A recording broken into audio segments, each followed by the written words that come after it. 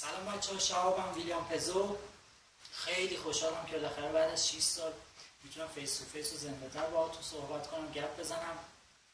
یه سری اخبار و اتفاقات خیلی مهم داریم تو این مدت. کلا وقتی توی کامیونیتی فیفا باز ایرانی وارد شدم سعی کردم مفید باشم، هر چیزی که یاد گرفتم و در اختیارتون قرار بدم. برای نسخه بعدی بازی یا FC24 هم برنامه‌های مختلف داریم، اتفاقات جذاب داریم. مثل همیشه قرار نقاط ضعفمون رو کمرنگ کنیم، برطرفشون کنیم تا جایی که میشه و یه سری نقاط قوت هم اضافه کنیم، قبلی‌ها رو هم تقویت کنیم. بریم و بیایم تا بگم. امسال قراره یه مجموعه بشه، یه مجموعه از خدمات و امکانات مختلف. ما اسمشو گذاشتیم یوتوپیا، شهر آلمانی ایه. با محسن خب آشنا شدیم، یه مدتی بهمون اضافه شده، قطعا حضورش رو حس کردیم، تأثیراتش رو حس کردیم. به عنوان یه فردی با تجربه تحصیل کرده و کسی که رویای همچین مجموعه‌ای رو تو سرش داره، وارد در واقع این کامیونیتی که هستیم شد.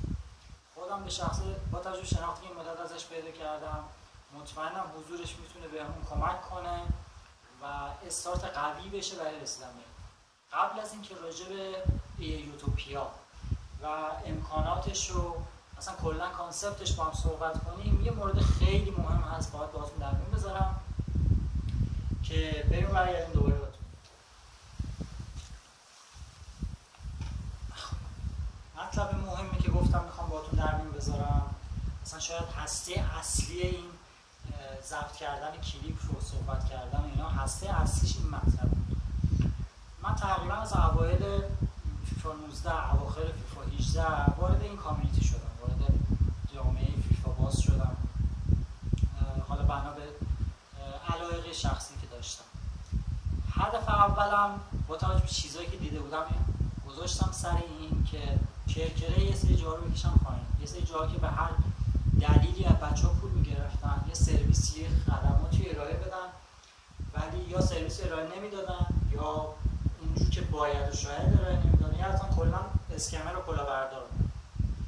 هدف اولم این بود، همچنان هست و فکر می‌کنم خواهد بود تا وقتی که من فعالیت بکنم اینجا. موضوع اصلی از اونجای شروع شد که در واقع اسپیسی های ادوانس آنتریت شدن با بخش عظیمی از درآمد بچه‌ها یا کسایی که اصلا کلا برای شروع بازی نیاز به کوین خوبی داشتن برای تیم سازی از بین رفت. به خاطر همین خیلی‌ها رو آوردن به ترید و اینوست و حالا از این طریق بتونن افزایش کوین بدن برای هم تیم سازی هم برای درآمدش. توی فیفا 23 خیلی پیغام داشتم، هم تو گروه پشتیبانیمون خیلی پیغام داشتم، هم پیوی بچه‌ها میفرستادن که مثلا شما عضویت پولی دارین یا کانال وی آی پی دارین. من با توجه به توضیحاتی که بهشون میدادم و میگفتم نه نداریم، همین در واقع هم سبک رو داریم و ادامه میدیم رایگان، یه جوری تعجب میکردم دیگه، میخورد تو ذوقشون انگاری، یا تو بهترین حالت مثلا میگفتن شاید بهتر باشه برای نسخه بعدی داشته باشه. اگه خاطرتون باشه خیلی راجع به این مسئله صحبت کردیم، پست گذاشتم، یه سری نظرسنجی گذاشتم، با هم گپ زدیم راجعش. توی این مدت هم از اون موقع تا الان خب با خیلی از بچه‌ها صحبت کردم، با بچه‌های کانال، گروه، بچه‌هایی که تجربه دارن، بچه‌هایی که جدید اومدن. کلا دو تا مزیت بود که توی عضویت پولی کلا، حالا چه اینجا چه جای دیگه، به چشم میاد و مهمه. یکی مزیت تعهد ممبره، یعنی ممبر به خودش میگه که حالا من یه مقداری پول به اینجا دادم، دارم از خدماتشون استفاده میکنم، بهتره که متمرکزتر باشم روی این خدمات و بتونم ازش استفاده که باید رو ببرم. مورد دوم تعهد تیمیه که داره خدمات رو ارائه میده، یعنی به خود اون تیم یه مسئولیتی اضافه میکنه که با جدیت بیشتری کارشون انجام میده. این دوتا خب خیلی در واقع وزنی سنگینیه، خیلی راجعش فکر کردیم ما، به این نتیجه رسیدیم که هم عضویت پولی داشته باشیم هم عضویت رایگان. خب این تلگرام که الان هست، این چند سال هم که بوده، چون 5-6 سال همچنان کارش ادامه میده به همین صورت رایگان برای همه کسایی که میخوان استفاده کنن. یه عضویت پولی هم اضافه میکنیم که رو پلتفرم دیسکورد این کار انجام بدیم. خب پلتفرم دیسکورد فکر کنم آشنایید دیگه، یه پلتفرمی که مخصوص گیمر است و برای جاهایی که عضویت پولی دارن مدیریت راحت تری داره. یعنی میتونید در واقع رو اعضا، رو امکانات و خدماتی میدید بهتر، راحت تر بودن. این مطلب مهم بود که میخواستم باهاتون در میون بذارم. راجع به قیمتش به عدد خیلی دقیقی نرسیدیم هنوز، ولی مطمئن باشیم که منصفانه که شاید از منصفانه هم بهتر باشه. تو همین روزهای قبل از FC24 حتما دوباره اطلاع رسانی میکنیم، شاید کلیپ گذاشتیم گفتیم، راجبش اصلا نگران نباشید. حالا میخوایم بریم سراغ جزئیات خود یوتوپیا. خب یه یوتوپیا شهر آرمانی، کلا یوتوپیا یا اوتوپیا هر کسی یه جوری میگه، یه شهر آرمانیه، یه شهر خیالی آرمانیه در واقع، ولی ما میخوایم واقعیش کنیم.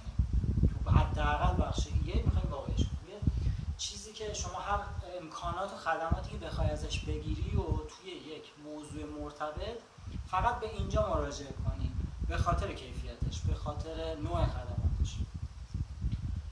مثلا یه سری سوال هست، خب دغدغه است معمولا برای همه گیمرایی که حالا فیفا تا الان بازی می‌کردن یا بعداً قراره FC24 بازی کنن، مخصوصا بخش آلتیمیت براشون به وجود میاد دیگه. مثلا شده خب خیلی از بچه‌ها خودشون میگن که چرا ما خودم کوینمو نرم به سایت خارجی بفروشم، نمیخوام این واسطه‌ای که حالا هستن بیان این وسط قرار بگیرن، یا یه اکانتی دارن میخوام بفروشن، تیم خوبی داره میخوام بفروشن، یا برعکس یه تیم خوبی میخوام بخرن.